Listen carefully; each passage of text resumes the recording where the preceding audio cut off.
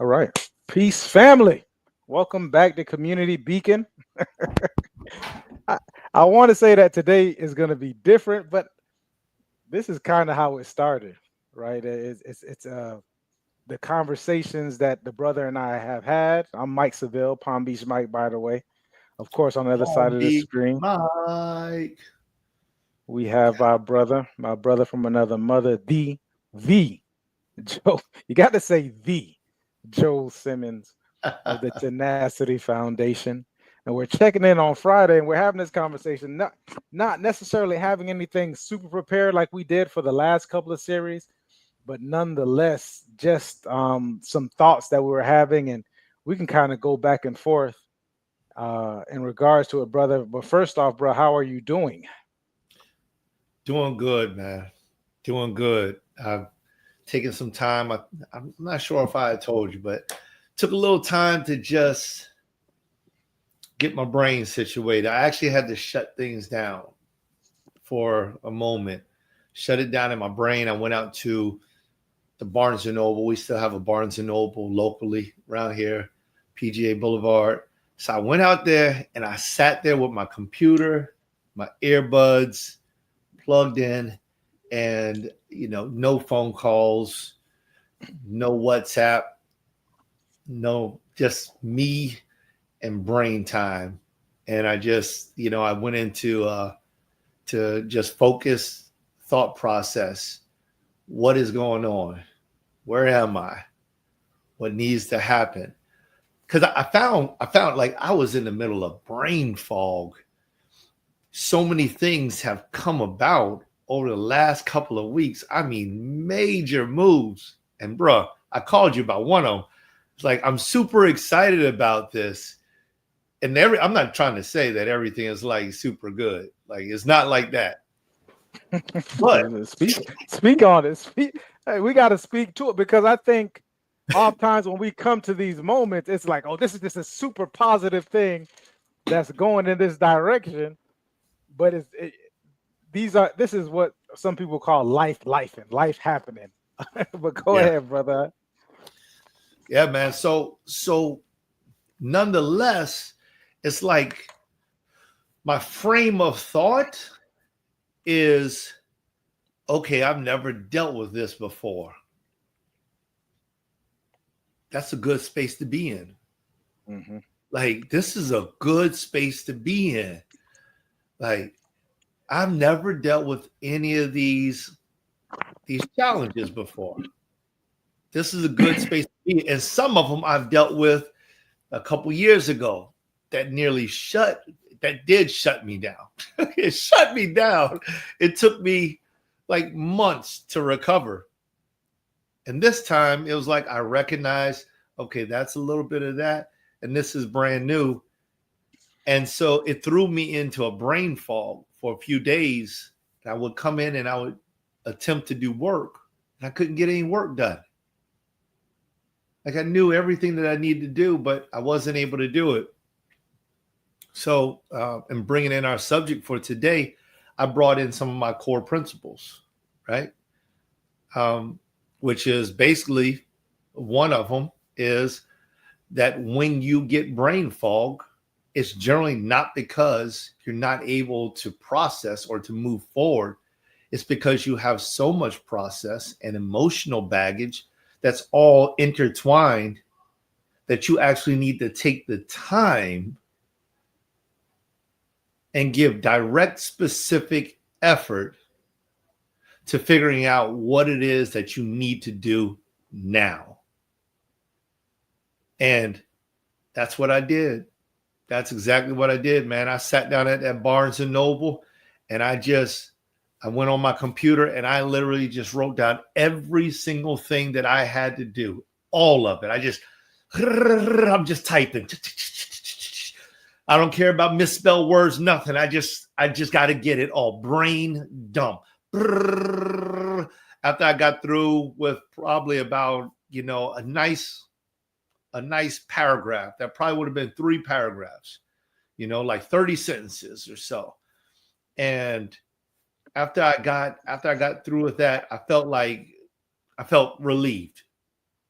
So I realized there was still more things after that, but I felt very, very relieved that these are the things that were at the top of my mind, and they were now not in my mind. They were on my computer.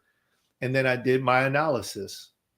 I broke it up: faith, family, finance, fitness, just to keep with the F's, I mean, it's faith, family, health, business, whatever. I don't really care. People come up with acronyms. Those acronyms are fine to me.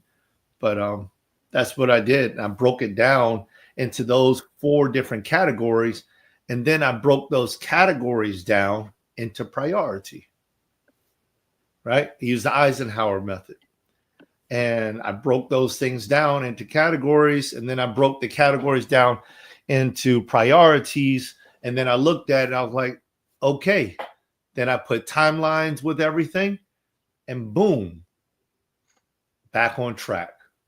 And so far, because I've done that, I've gotten like the first 5 or 6 things done like that. I mean, I've just been boom, boom, boom, boom, boom, boom, boom, just knocking everything out. Hasn't been an issue at all. I've been spacing out my time. Everything just started flowing again. And that's all I needed. Nothing more, nothing less. So that's what I'm bringing in on. You asked me how I'm doing, and I'm doing great. And at the end of the day, I use one of my fundamental rules to help guide my action. And I think that that's a good segue into this piece that you wanted to talk about, principles. I love it, brother. Let's first off define it, because you unpacked a lot. Because there's a process within that, right? Like if you go back and listen to it, and you and you dissect it, you'll notice there was a process within what you just mentioned. It was the awareness, which is what I heard first, right? I heard the awareness of brain fog. That's what we call it. And I want us to be totally understand, like a lot of people, and it's so, I'm telling you, the consciousness, right? Because I looked up brain fog like a couple of days ago. I'm like, well, what is brain fog? And it came out of, because I was looking at a lot of people who claim that they have what's called adrenal fatigue. A symptom of adrenal fatigue is brain fog. But you notice that in a lot of other different deficiencies that people have, brain fog is also a part of it. So it could be lack of sleep. It could be, which is also another part of adrenal fatigue. It could be working too much. It could be not working enough. It could be, but essentially, what I gleaned from the conversation was the lack of clarity, right? So there's a lot which we can see as brain fog. So let's keep that in my mind. That's what I'm thinking of as far as the brain fog is concerned. What is it? What was it? What did it come from? Well, we found out because you were talking about it. It almost sounded like it was overwhelmed. Like a lot of things going on in your mind at the same time that causes brain fog, and you took your action was, once you accepted it, was I need to get away. I need to go to a place where I can gain, which this part is the clarity of the matter. Like with the awareness is one thing. Like I'm aware of this stuff. Like, and I know it's a lot for whoever it is, whether it's new to you. You mentioned things that happened before, so you notice the pattern in certain things. So it was just this overwhelm of all these different things. Your process was, I need to become clear on it. How do I get clear on it? I need to go and write it down, right? So if that place for you was Barnes and Nobles, I've heard of people going to the beach. I hear people going to go take a walk in nature, so on and so forth. But I need to gain clarity from it. A great thing that you do, which I am working on. I'm looking at these things. I started right. I got Beethoven put me on this idea. I have these huge sticky notes, right? They're big, and I got them and to write these things down, right? Especially the times when I have the repetition of it, like there it is again, there it comes up again, there it comes up again, which we'll jump into. But this is one of your, then you went to your principles, which I want to read the definition of principles.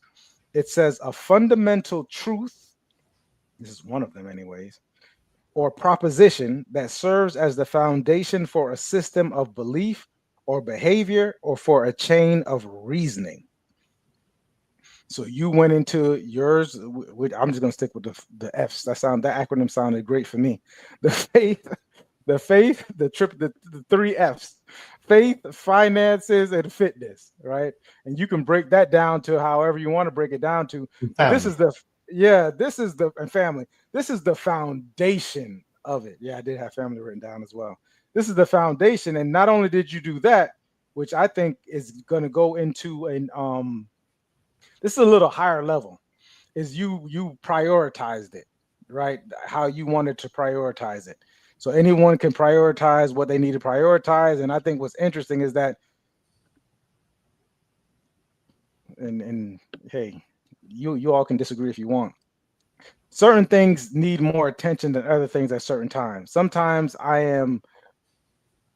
my faith is fine, but my fitness may have been lacking some kind of way or something. So I need to get in the gym. I spent all day, a week in this meditation, in this prayer, in this observation of the Most High, and felt good in it too.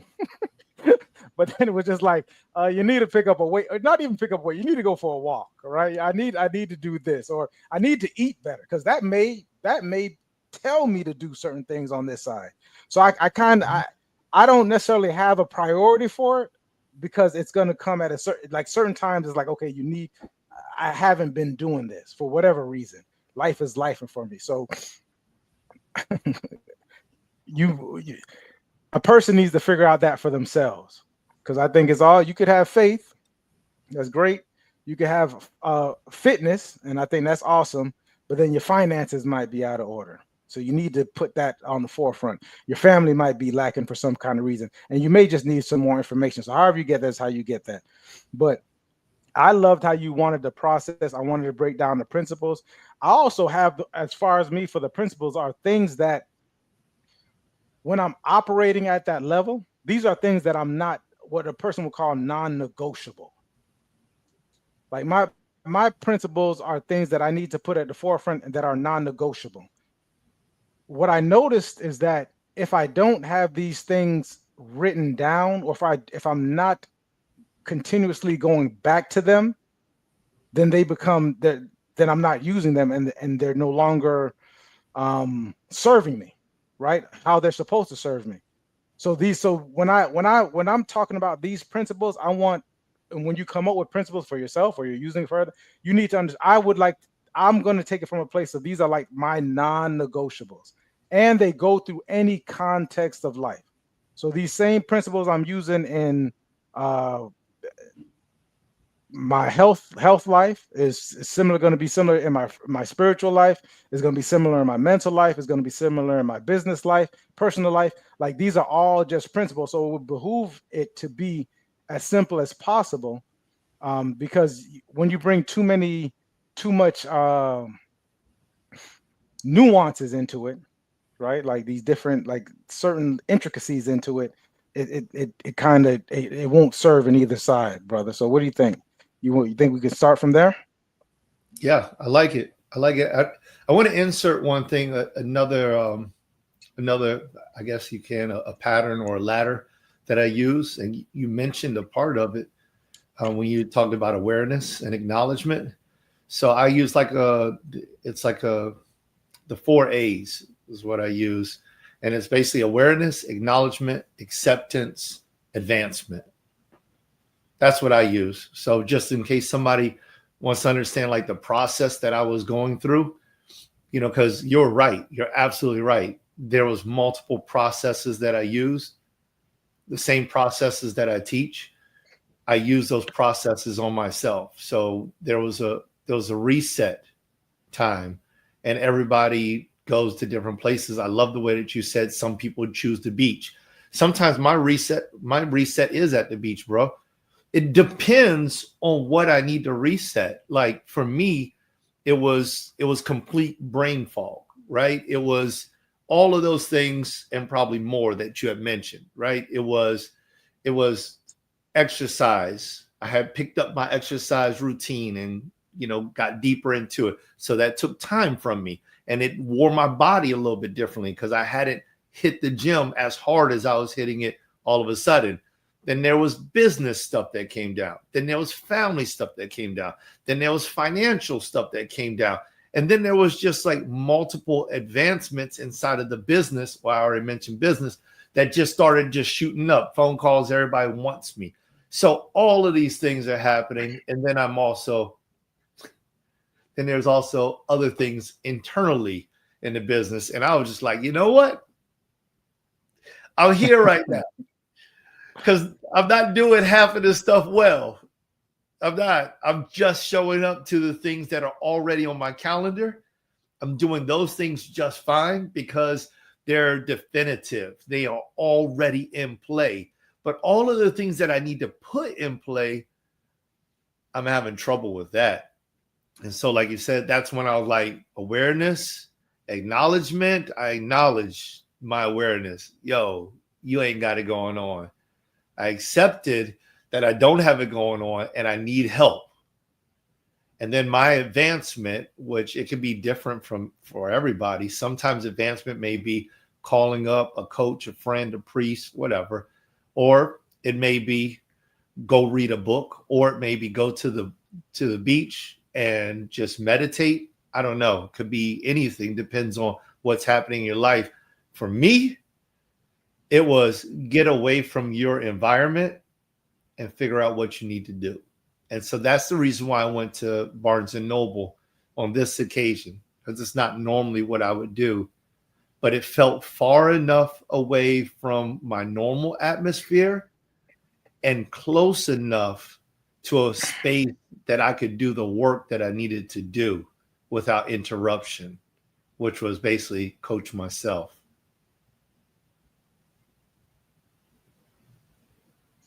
I love it. I think, however, a person, and these are frameworks that a person should work out and take and own it. I love it. I do something very similar. So, guys, success leaves clues, right?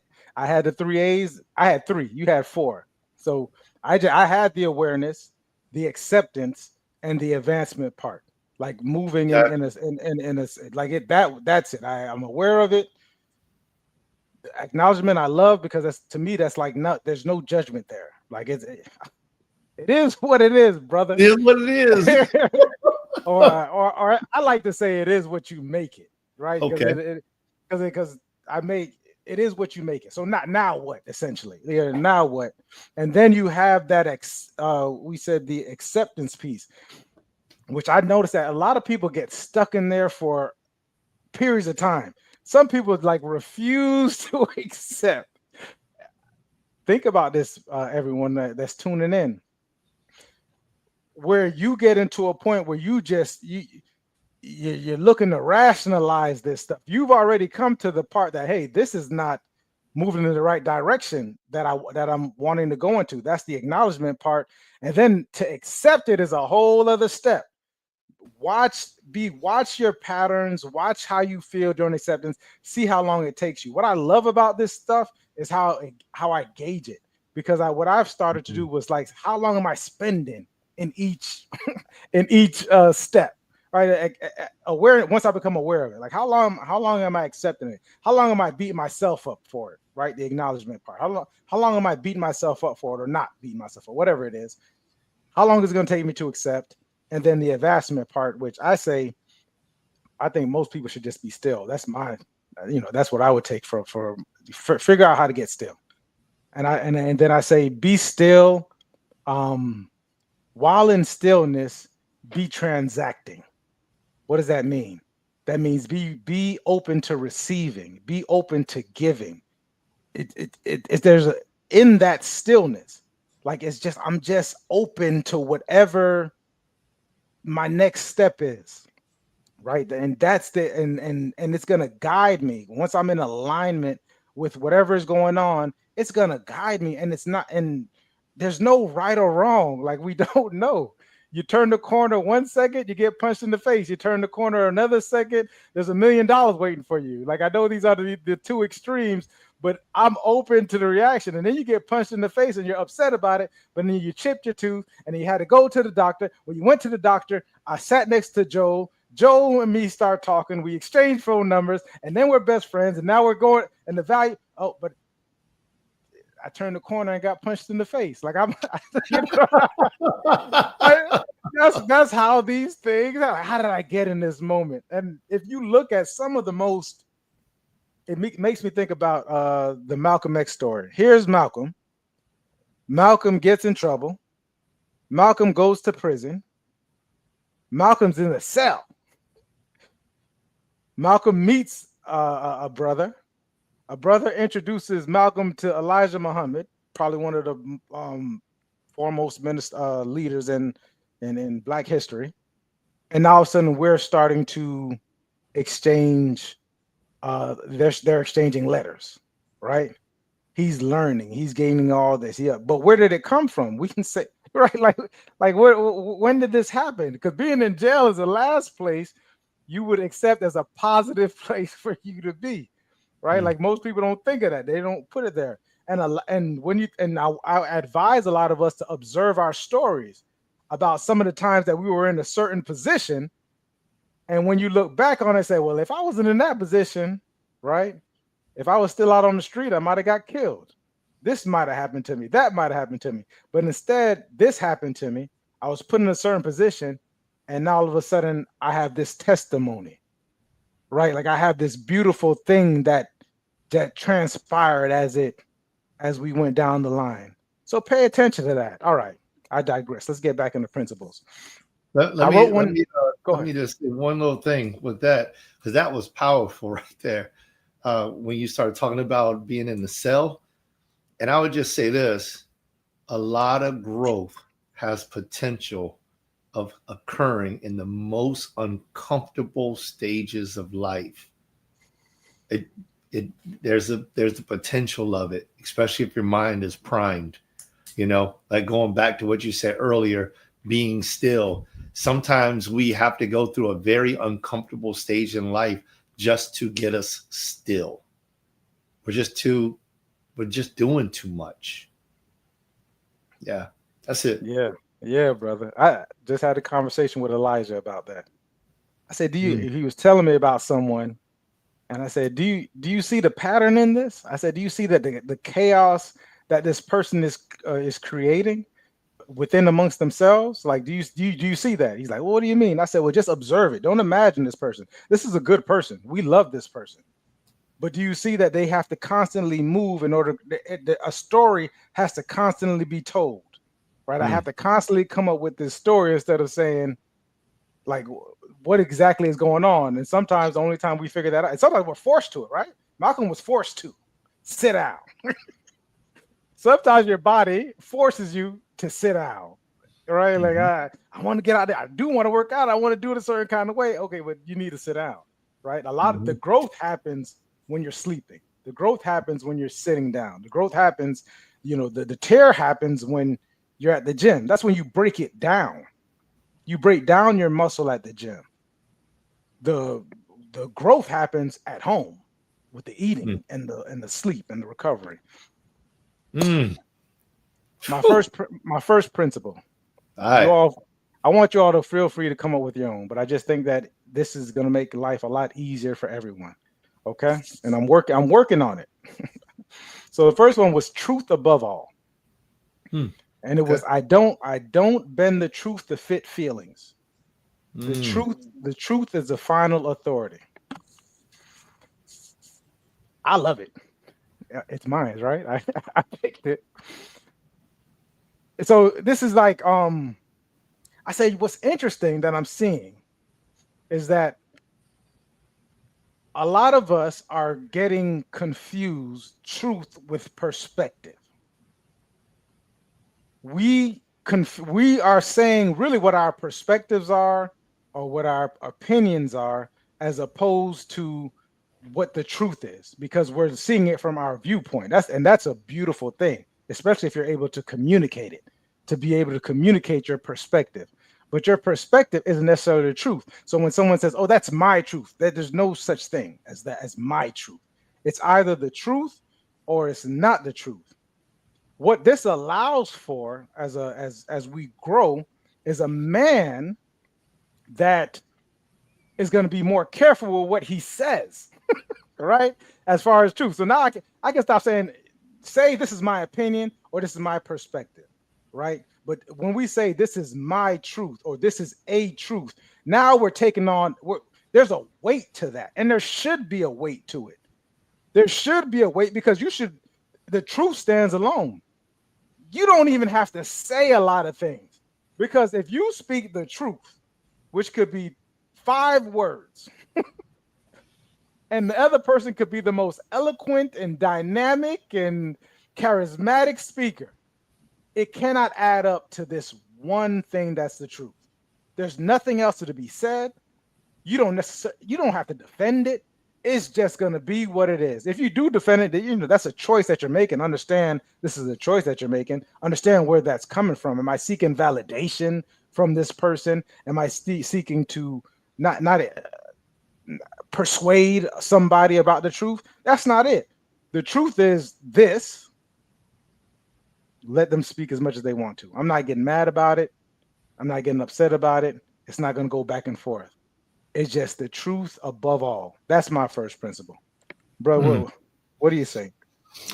Man, you brought something up in my mind right there. I like that. I'm not going to say too much on this, but you brought a specific scripture to my mind, and it was like one of the most profound, my belief, one of the most profound questions that was ever asked in the Bible.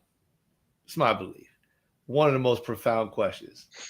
And it does not answer what you just said. It just illuminates it. And that's why it's one of the most profound. If you all wanted to look it up, it's in the book of St. John. I know the brother's already read this. Every year he's read this. But St. John chapter 18, verse I just want to give the question, verse 38. Y'all can go back and read. I guess I'll give 37 and 38. Y'all can go back and read it if you want to. But it says, and this is Pilate. This is the governor who says this. Pilate therefore said unto him, art thou a king then? Jesus answered, thou sayest that I am a king. To this end I was born, and for this cause came I into the world, that I should bear witness unto the truth. Everyone that is of the truth heareth my voice. Pilate saith unto him, what is truth? Yo, it was just like, that was heavy. What is truth? I mean, like, so just take for a moment and think about this, because this is not about a Bible study, but just take for a moment and think about the type of person. Pilate asked, are you a king? And then when he returns, the very next words that come out of his mouth is, what is truth? Like, the king question was not answered, because Jesus said, well, you said that I'm a king. You said that. So, yeah, you said that. And he doesn't go back. The average individual, I believe, would have been like, hold on. These people say you're a king. These people say you're a king. They said they read it here. They said they got all this stuff going on about you. And now you're not even, you just tell me because I said it. That's not what we're talking about. But no, he turns around and he says, what is truth? And I'm like, stop the press. Like, whenever I hear that, it's like, stop the press, because somebody cognitively is thinking at such a high level that they recognize they don't understand what truth is. That's deep, y'all. Because I'm in agreement with Mike. Truth does not need my perspective. It doesn't need my belief. It doesn't need my opinion. Truth does not. It lives on its own. That's like when people say this is reality. Then we tear that up Well, what's reality? It's what's real to me. Well, hold on, that ain't real to you. So you and I got two different realities. It's like that's the truth right there. Is that it doesn't need anyone else. It's the happening of the happen. It is what it is. I love it. I love it. That's a great principle. I love that. And I know we often go into the biblical into the Bible, right, for people. And I'm I was and I was thinking about it recently to where like this book is so filled with principles. And that's because you have over the past 2,000 years, right, since the Council of Nicaea, this book has just been written by, and it's some of the greatest minds have used this book, have went over the book, and it's been revised, and it's like this is it's hard to find a more perfect thing because we're saying of every generation for the past, since was it 300 BC, I think is when the Council of Nicaea was, around 300 BC. Right. Since then, like it's been, so it's not to say, and because I know people go into different directions when that's brought up, you know what I mean, in a negative, but just think about all of the truths that are in there that have to be the law. Same thing when you go into, and most holy books are that way. So when you go into these holy books, like you got to come from that perspective. So even in that, the brother Myron Golden said, the brother brought him up last week. I bring a quote that he said this week. He said, people often skip over the simple truth in order to go with a complicated lie. I heard that. I've heard it. I heard him say that. So when you look at the response that was given to Pilate, that the brother just brought up, and I'm telling you, it's the same conversation I had with Elijah a second ago. Was like, I said, do you understand how people, they don't want to pay attention to the primary? They want to deal with all the symptoms thereof. And if we deal with all the symptoms, we're going to be here forever. Because until we deal with the primary, the truth of the matter, until we deal with the truth of the matter, all we're going to deal with the fallout of it. We're going to do all you're going to, and you dealing with the fallout can cost you a lifetime. Because you will continue going, we will continue dealing with the symptom. The symptoms, which can be whatever. Remember, I said the brother brought up brain fog earlier. The brain fog is a symptom of the actual problem. Because you can get brain fog from all kinds of things. You can be in, it can be an environmental problem. Mold could be going on. Dehydration. It can overwhelm. The brother, you mentioned anxiety too. Oh no, excuse me. You mentioned excitement. A lot of people can't tell the difference between excitement and anxiety as a feeling, right? So we can be dealing with all these different symptoms of the actual problem. The problem is the truth. It's the primary. What is the primary? Right? What is the truth of the matter? I figure out this truth, and then when you figure it out, everything else just seems pretty simple. It just kind of things just kind of go into place, right? Which goes into my next principle, which was alignment over attachment. If it's not aligned, I let it go, even if I love it. I'm gonna say it again.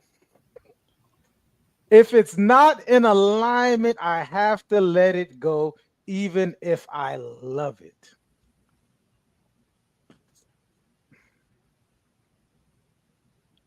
I was listening to Barack Obama. What was he, 44? Our 44th president. I think it was 44. Oh, okay. I thought you were talking about his age. I think he's older than that. Oh, no, he way.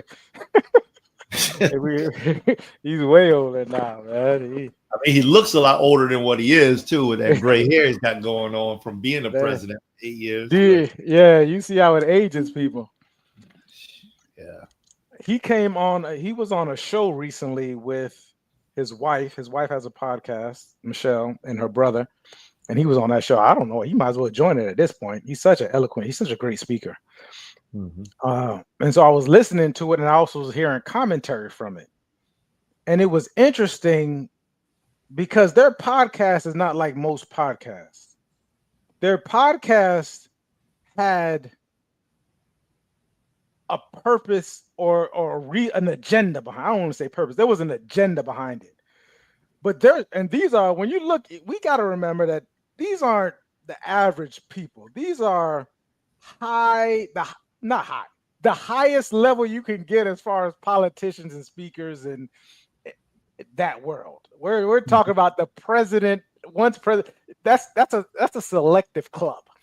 Okay, you don't just get there by being a great guy, right? Like this is the highest level. This is different thinking. This is alignment. This is whatever. But they're on this podcast and they're flowing back and forth, and it's so interesting because some people will look at Barack and say, "Oh no, he's a softer person. He's a he what they have all kinds of things." Oh, on the podcast he was saying that you need to have he said most boys, this was one of the controversial things he said on there.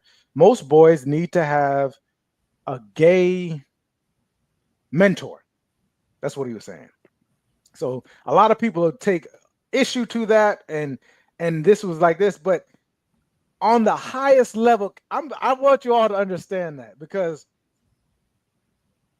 podcast, especially if you want it to take fire, you have to say something that's kind of like edgy, right? That's why people clip you, because you're saying things that wouldn't normally come out. So you got to understand the level. So he's giving you a clip.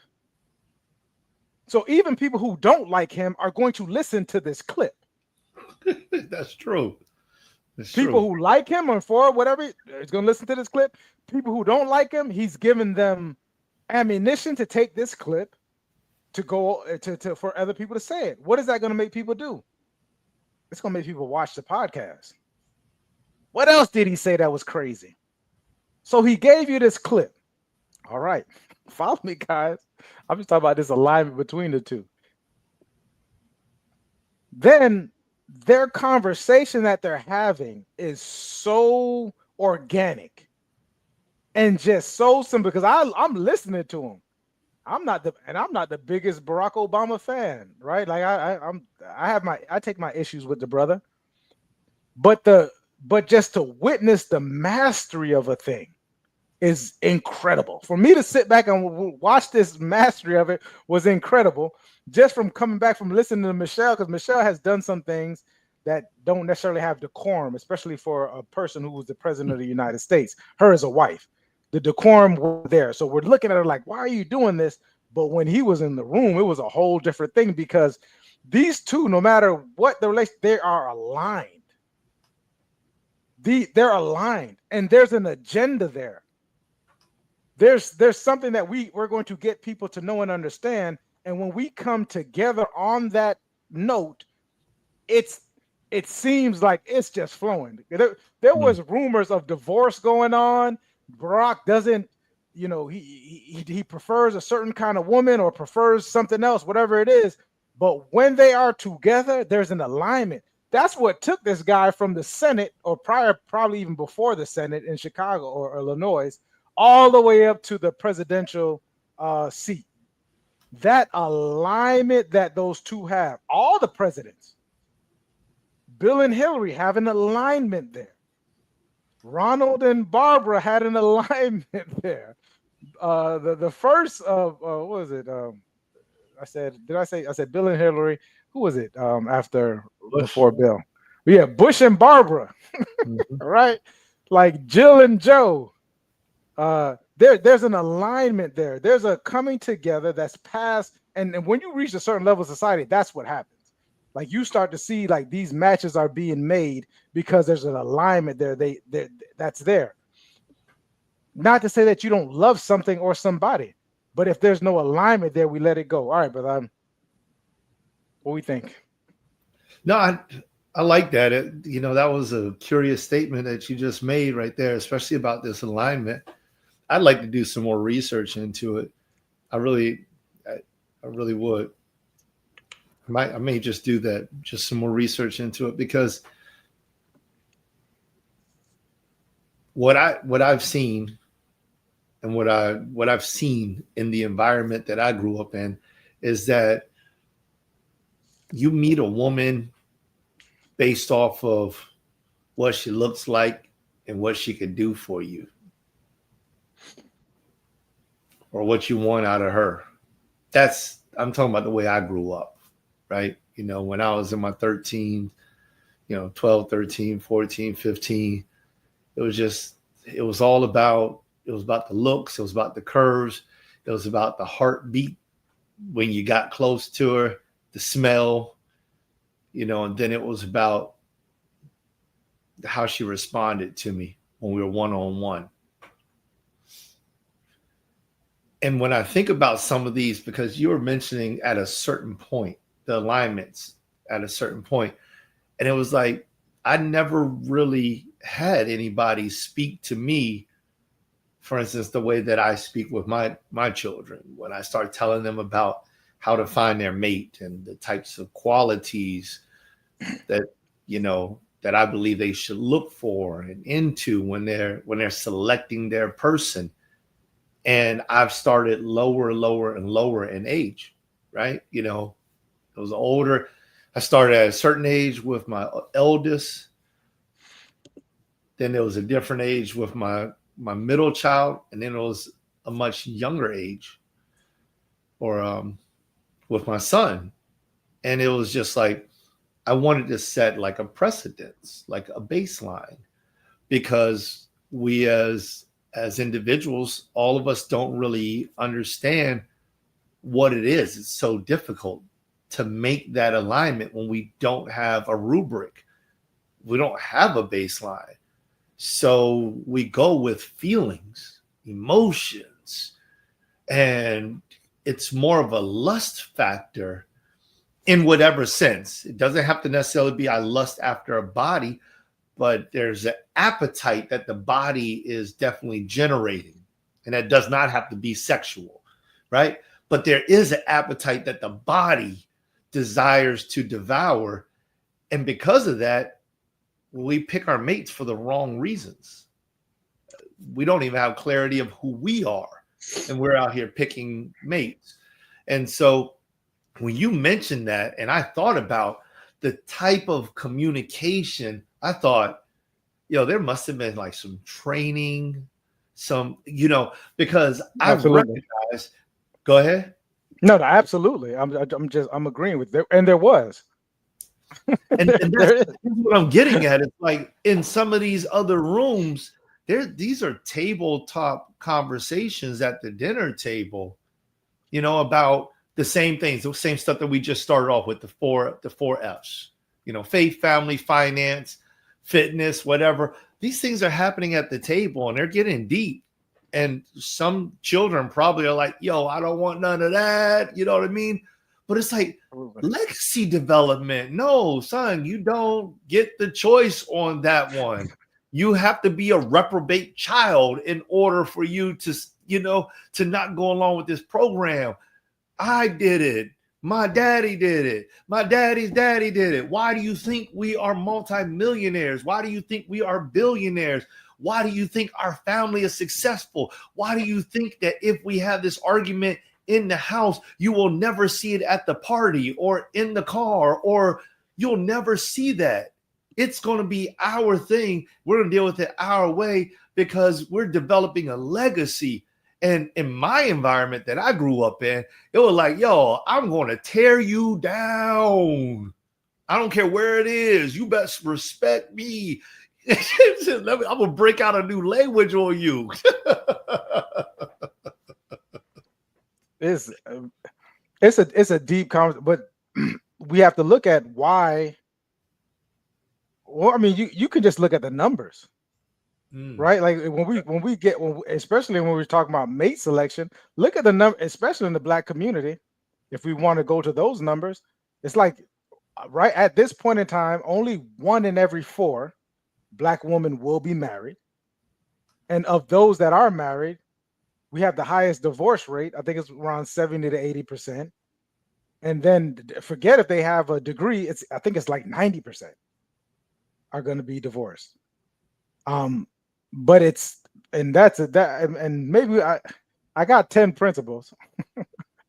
We'll have to spread this out. We just Yeah, found out what we're gonna do for the next 4 I got, episodes, y'all. We'll yeah, be yeah, going over Mike's principles for the next few episodes. So right. stay So tuned. I'm not even going to go to the next one, but we get into that at some point in time in regards to emotion, because we have to understand there's history to this stuff, man. Like there's history, and there's numbers out there. There's information out there. We may not necessarily have been privy to it. Some of us haven't been. But if we just sit back and observe versus imagine what exactly going on without and putting truth above all, when we sit back and look at it and putting truth above all, if you look even into not Barack, all the presidents, if you look into them, you'll see all of them were related to this one guy. Like they all go back to this one guy. Are you familiar with that? I don't know what the guy's Yeah. name is. We can have the information, but it comes to the top of my head. If someone, if you know it, you can put it in the comments. They're all related to one guy. When you go to the music industry, think about this stuff. Why do you think like all these people know each other? Some of them all come from the same high school. Like there's an alignment thing going on. There's conversations that are happening, and that's why we talk about the network being your net worth. Now, going back to what the brother said, like when we were younger, how do we pick? People gonna hate me this, but the average person in the community picks their mate like they were slaves. I'm going to ask, like, what kind of person do you like? Right? Oh, he got to be big and tall. I want him to be, I want him to have this, the muscles and so on and so forth. Like, this is how you're picking it. Okay. And then, okay, let's say, and then the man similar hips, and he got to have this and, a pretty face and this. We ain't spoke about character one time. No. But do you think that they would have taught the worker, the slave, because when we say worker, we're saying all other demographics that came over to America or whatever. Do they think they would have taught you proper mate selection? Like, why would they teach you that? You need to learn how to work. You need to be and I don't want to make this a conspiracy. I just want you to go back and look at it, do your research on it, and then observe how it happens now, right? And how family.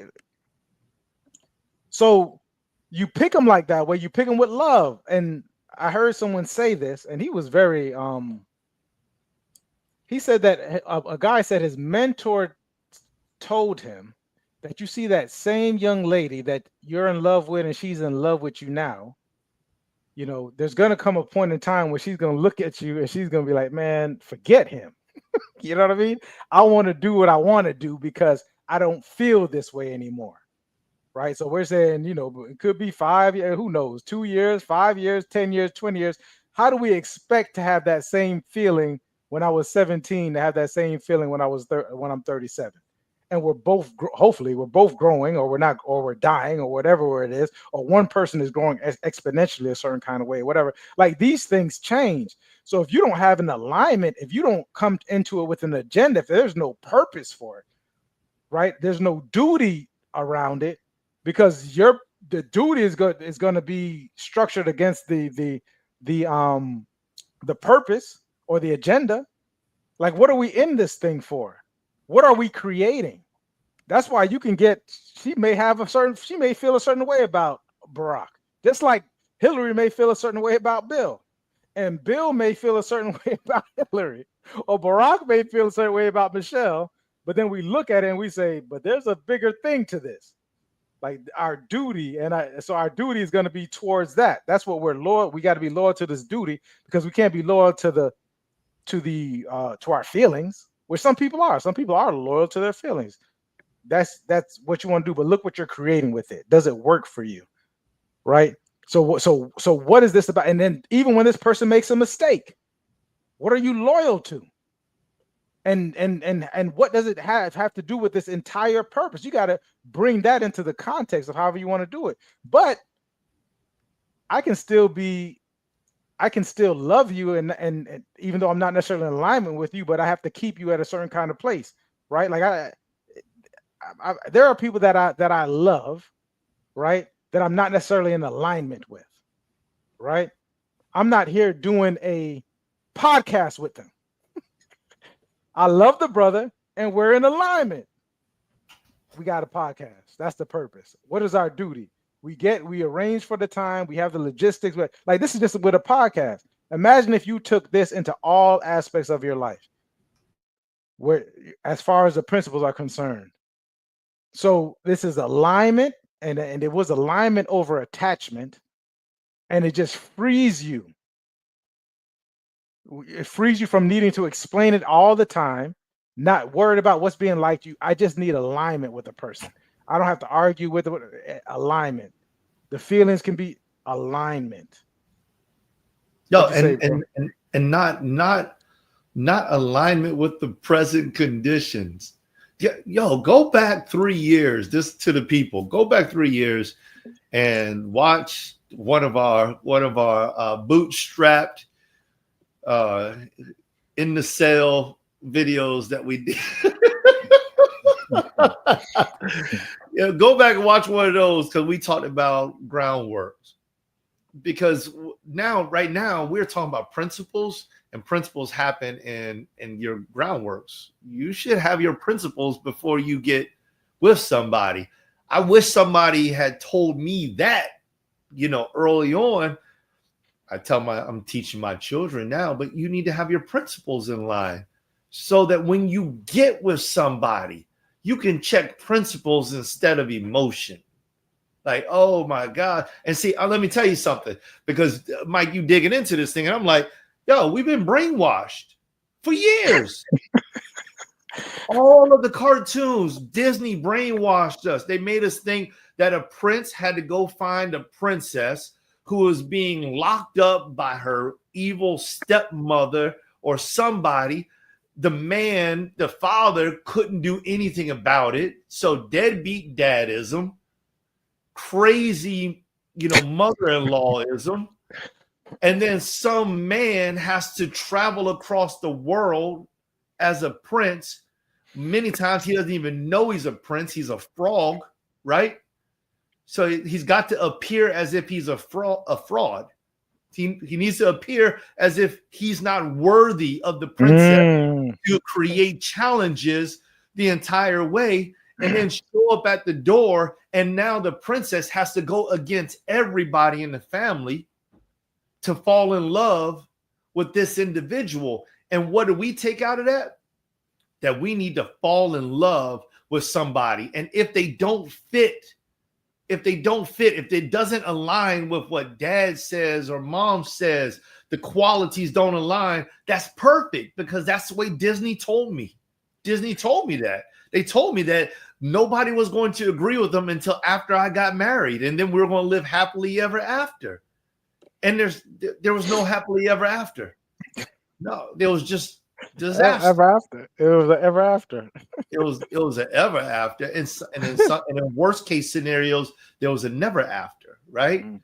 Because we got a lot of cases where somebody didn't live that long afterwards. We got some of them still happening today, where these women and men and women are serving time or going through court cases, and we're watching all this stuff on the news because, it didn't work that way. The principles were not aligned. And then when you hear the testimonies of the people, they're like, oh, they came in, they were such a looker, they were good with all the family, they wooed everybody. But what about the principles? Nobody ever mentions that. They never mention, he had the same faith. They believed in the same. They believed in the same principle. They honored the same commitment. They believed that we were going to put our children first. We're going to make sure that they get a great education. We believe in the food that we're going to eat. We're going to eat natural. I don't care what it is, but you don't hear those things. You only hear, I hear mostly surface level stuff. All the time. He's cute. She's pretty. The family looks good. Everybody likes me. It's like, hold on. Let's go back to the episode when we talked about masks. Are you showing up the way you show up at home? Or are you showing up the way you show up like you're on a first date trying to impress somebody? Because that's probably the way that they're showing up too. I found King John of England, bro. Is that the same person you had? I don't think. No. It wasn't him. It wasn't him. But it could. Common ancestor of over 40, of about 42, all the way up till Obama. No. This guy's related to Obama. No, that's what I'm saying. All the way up to Obama. Yeah. Obama Trump broke the cycle. Yeah. That's why all the Capitol Hill is upset. It's deep. I had the same. I wish this is the conversations that that Elijah has to witness that I'm having with him. Me, Elijah, my father when he's here. Like these are the conversations that we're having. This goes back to what you were speaking about, brother. Like this is how deep it gets in regards to a guide or someone teaching you in that kind of way about these principles over anything. This alignment over attachment over emotions. Going back to this podcast, there were times when we came on this podcast, the brother might have been tired and was like, and he said it to me once. He was like, brother, hey, listen, you just go because I'm not there. And there's times when I come and he's like, I know he look at me like, boy, this brother, look at his face. And he'll say like a little joke or something, and I won't crack. It'll just be like, listen, I know the brother do it. I know it's happening. I'm like, yeah, let's just get into it. But what made us show up was the alignment and the principles that we have. That's big. And when you find something, because here's the thing, because we can't make this, we like to make things the exceptions to the rules. You're not gonna find many people who operate like that. So brothers will come to me and they'll talk about the young ladies that they're seeing or something. Yeah, brother, I'm kind of tired because she's not this, she's not that. I say, well, let me ask you a question. You're telling me that you are a, whatever term you want to use, but let's just say, for the sake of numbers, you're a top 1% type guy, right? That's what you're telling me. I'm taking you at your word for it. You're a top 1% guy. Why do you think if you meet the first person in the way that we are, and we don't have anything structured anyways, we're not doing those type of marriages, arranged marriages, right? We're not arranging marriages by families or tribes. We live in a society where it's almost like a free-for-all. So everybody's coming with different things. Add social media to it, and now you got people who were this way, and the way that they are is totally different from something that we've seen before. Like, oh, you do that? Like, I never even heard of that before, right? Right, wrong, or indifferent. This is just what's going on. But you're a 1% man. So just by using that same logic, you're going to have to meet. If you meet 100 women, because a 1% man should be with a 1% woman, I would imagine. If you meet 100 women, only one of them is going to meet the certain criteria. Is she already taken? Is she of age? Is she, what I mean? Like, where is she? Because timing matters. Time and chance is another thing that I will get into again. But this is 1%. So why do you think? So you only saw 25. You've only been exposed to 25. Mm. That makes the number like point something. Was it 0.25 now? Is of every 25, it's a 0.25 every woman. So we have to think about these different things. So how are you going to find someone that's in alignment? The stats also show that arranged marriages last longer than whatever it is that we call dating right now. Because we don't know. We're not sitting down. We're not having these conversations around. 70% of us grew up in single parent households. So what is, same conversation I had with my father. What do you think that young guy who didn't have a father or a grandfather or someone who looked like them, a biological father that weren't allowed to see them or whatever the situation was, how do you think they're making their decisions and what is it based on as far as positive masculinity or masculinity for itself, right? What does it look like? How do they see it? Because every guy that was introduced to their mother was in it, possibly was in their life for a little bit. They left or whatever it is. Like, how many people has this person been introduced to, males, that your mother, and then when they leave, the mother may say something negative about them. Oh yeah, such and such was this way. That's why I had to leave him. Such and such was this way. Not to say that there was anything wrong with your mother, because it could have very well been something wrong with their guys, but there's something wrong with the mate selection. So let's not take accountability. So where's they're going to learn this from? That's the conversation that Beethoven had one time. I say it's going to be tough if your father's not in your life. Well, 70% of these people are growing up without fathers, supposedly, right? So where are we going to get this from?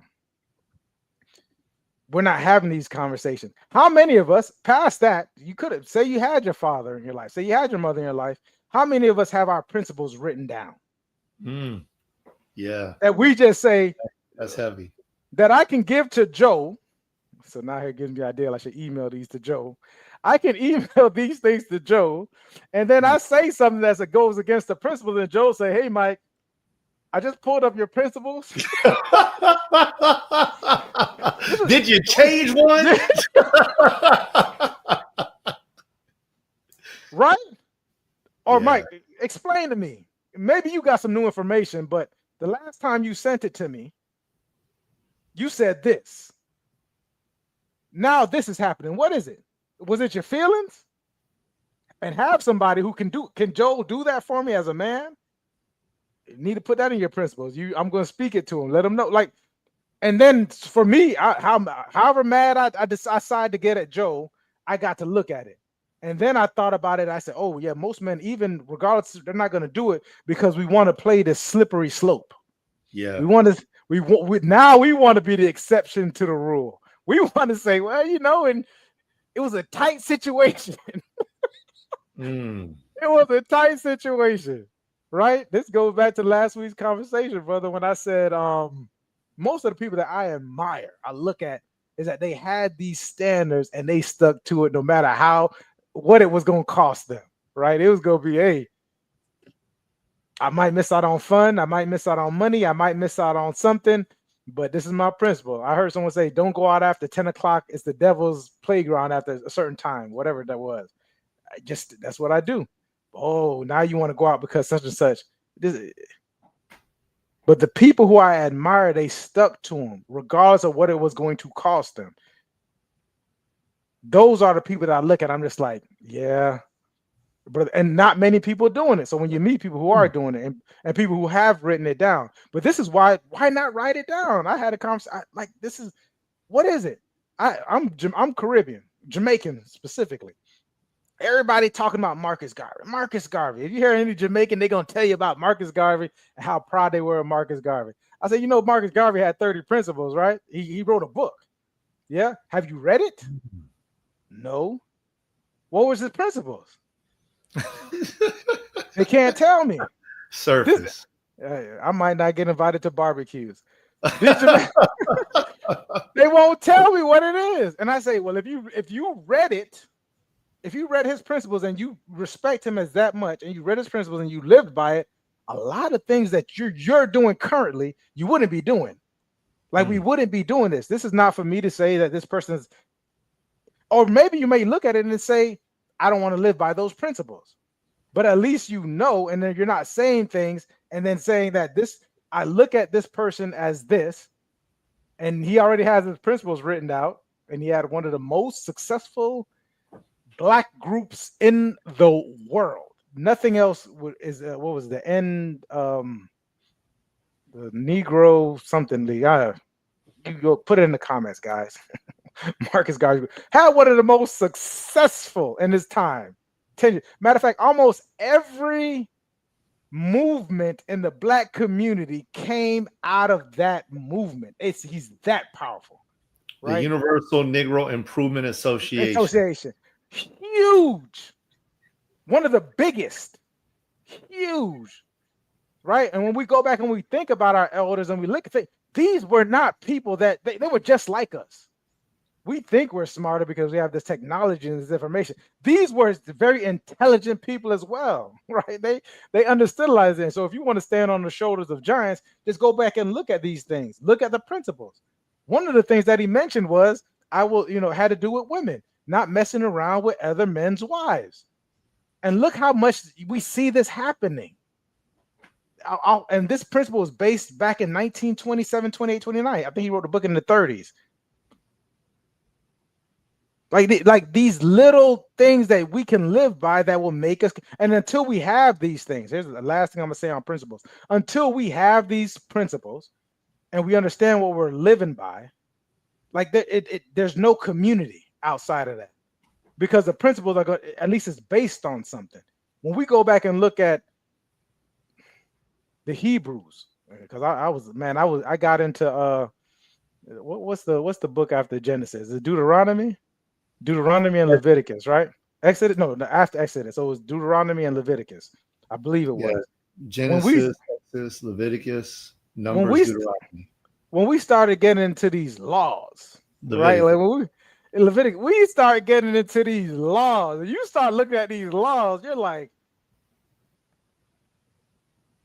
just go by this. This is how you can get a people who live by those laws. I hope you all know who I'm talking about. People who live by these laws, look how successful they are. They go into any country and are the only 1 to 2% of the population, and they intertwine themselves. And why is that? Why is that? And it doesn't come from. You can look at it. Some people look at it as a negative or some type of way. It's because they have these principles that they go by. If we stick to these principles, no matter how small we are or how big we are, we can go back to them, because we're not perfect with these principles, right? Nobody's perfect. We break it, we may go against it, and we can come back. That's how you come back stronger. And be excited about that too. Be excited that when you become aware that you're going against something that you deep down are attached to, like a principle or a standard, and something happens and you go against it, that comeback game, that's a beautiful thing to see. I'm not mad when somebody does something negative. I'm not excited. I love when they come back. Mm-hmm. This is when a brother apologizes for something, like a brother say, when I apologize for something, when I cross something, I remember, I can never forget, I was working at the city and I did something, and the brother came to me like a brother, and he said, "Brother, I didn't know such and such." He came to me with it, right? And I said, "Brother, right." I called him up. "Hey, man, listen, I apologize. I don't even know what I don't want to get into where it came from or how it came from. What was guiding me at that point in time. I apologize, bro." Me and this dude, every time we see each other, we like this now, because it's like because I know he looked at me different, because most men aren't going to do it. We want to skate past it. They don't worry about it. They'll get over it. You know what I mean? They love me. They'll get over it. Nah, when you come back and you look at a brother eye to eye after you did something to him, no matter what it was, you offended him, and you're willing to take whatever they got to give to you. Maybe they're going to punch you in the mouth. You take it because you were in the wrong, and you make amends for it, and you come back, and then think about that bond that you all have with that. I know this brother, and because I'm not thinking that this brother needs to be perfect or woman needs to be perfect. I'm just saying that, and because they've repented, they've changed, they're telling you that, and they can come to you with that kind of way. But you can't have that if you don't have principles. You can't have that if the consistency isn't there. If we're just every which away, this apology means nothing. Nothing. Because it's not based on anything. How are you going to apologize? I used to tell people all the time, they used to get mad with me when I said it. I don't want your apology. I don't respect, it sounds harsh, but I don't respect you in that kind of way to even accept your apology. It doesn't mean anything. I'm gonna tell you that. But why? What am I supposed to say? I don't. I wish I could communicate it clearly as I can now back then. So people, I apologize. Here was one of my things, like an apology has to come with a gift. Oh, what does that mean? You can go as far as whatever you think about it, but it needs to be, you need to give me something in order for this to mean something, because it has to mean something to you, right? That's what it's not the That's the actual bottom line. Yeah, it doesn't have to actually be that thing. You know what I mean? Like you got to buy a huge, spend a lot of money. It has to mean something, because we need to show that there's something, there's a transference. And sometimes most people only get this through physical, or through the physical manifestation of it, and that's the exchange. Because it sounds crazy if I don't explain it that way. It's like, well, I need to get this, brother. Well, I need to get this, brother. But some people don't have to do it, because when I look at them, I can sense the repent. Like it's like that. Yeah, the sincerity. There you go, brother. It's genuine. But some people use apologies and they throw tears in it and all of that. Oh, I'm sorry. I tell everybody all the time, my first girlfriend got me used to tears. Don't even do it. Save them. Yeah, if I were bottle them up in case a hurricane comes through and we don't have water. Right? You're like, I'm so glad you were sorry. Yeah. Because but look how powerful this is. If a man of principles, a woman of principles comes to you and transgresses or whatever happens, and they apologize for it, then there's something that we're dealing with, because they're consistent with these principles. I know there's a change. I know there was a mishap that happened, and it may happen again, because nobody is perfect. But guess what? It meant something.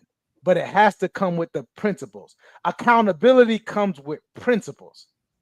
And then it goes back to the first one. These principles need to be based on the truth. Because there cannot be wiggle room for it. It has to be truth based. All right.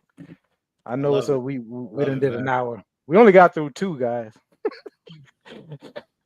We only got through 2. But I tell you what, though, you put it on my heart, man. So, because I'm a man who to say I live by principles, and I don't have mine written down. I'm like, shoot, I need to write mine down. Because I'll teach my children, but it's not written down. It's not like cemented. So I'll teach them something because something else happens. But it's like the 10 Commandments. Yes, that's exactly what it is. Hey, write these 10 things down and live by this. It's simple. It's just 10 simple. Things. Simple. And go ahead, bro. It just makes life easier. And I thought about this when you said it.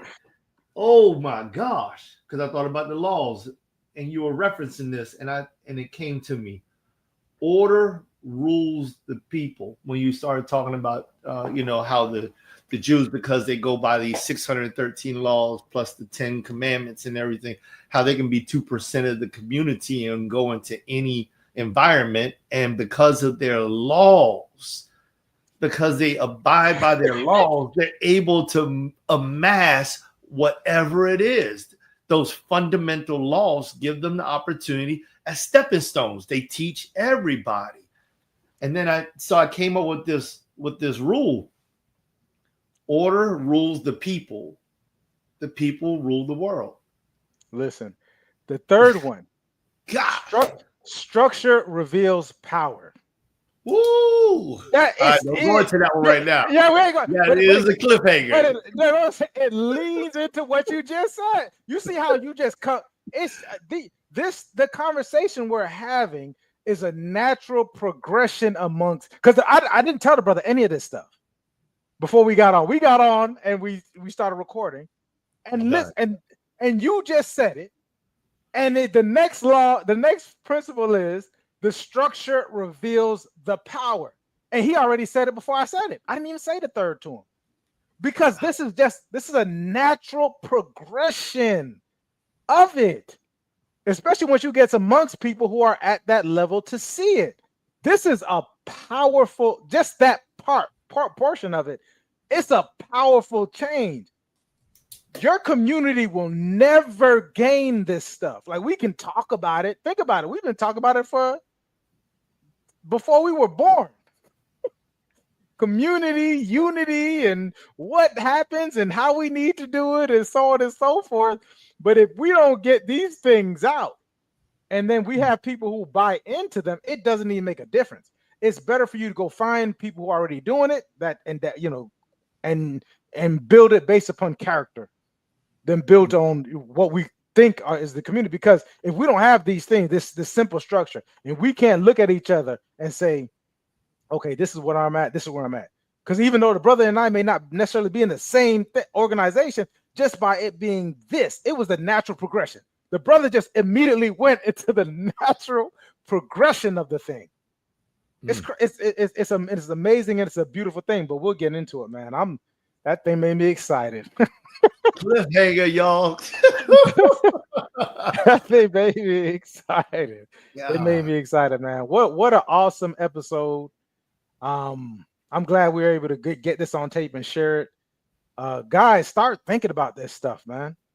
Like, start thinking about this stuff. These things, and it is a natural progression. This is God. I often say God, the Most High, speaks in, like, it's the law, like what he says. That's why when he talks, if you listen to Jesus talk, if you listen to the information that God gives these prophets, it's the words are, it's law. This is, whenever I hear God said, it's law, meaning that's what it is. It can't be broken. So how he responds, because and that's what, and the devil knows it too. That's why when him and the devil were having these conversations, they were playing this game. Like, we're just saying, oh yeah, he's taking him here, and he's just responding in kind. No, because if he responds a different kind of way, it changes it. That's why he was trying to tempt him a certain kind of way, because not for him to actually do it, it's for him to say it. Because once he says it, this is what it is. And it doesn't matter what. I heard someone say recently. They said it wasn't what he said, it's that he said it. It's not what God said. He can say whatever he want to say. Don't eat this tree. We're here in this regular place where we're just like, I can't. Let's just say that it was an apple or whatever it was. Why can't I eat this tree? That's just the dumbest thing in the world. It don't matter. Obedience and submission. You need to be obedient. And then what I had to work on was submission, because submission was how I am within the obedience, right? My posture. My posture wasn't always right. I'll be obedient, but my face might not look correct when I do it. But it wasn't that he said it. It wasn't that what he said. It's that it was said. That's why we got to be careful with all this stuff. That's why we're careful with our words. But it's tough to do it when we don't have the framework for it, the principles of it, the foundation of it. We're not talking about it at dinners. We didn't hear it from this person. We too busy talking about our feeling. Oh, she looked good. Well, who told you she looked good? How did you figure that out? Yeah, that's an indoctrination, right? Like, you think this person is a beautiful person. That's only because you were taught to think this person was a beautiful person. Like, well, what's that about? All right, I'm done. Guys, love it. Time well spent, man. Time well spent. Anything last, brother? I know. Anything? We're done? We're good? No, we're done, man. We're done, man. Yeah, let's get out of here. All right, love you guys. We will see you next week. You know what I was supposed to send? I want the video, so bear with me, guys. All right, here we go. Peace.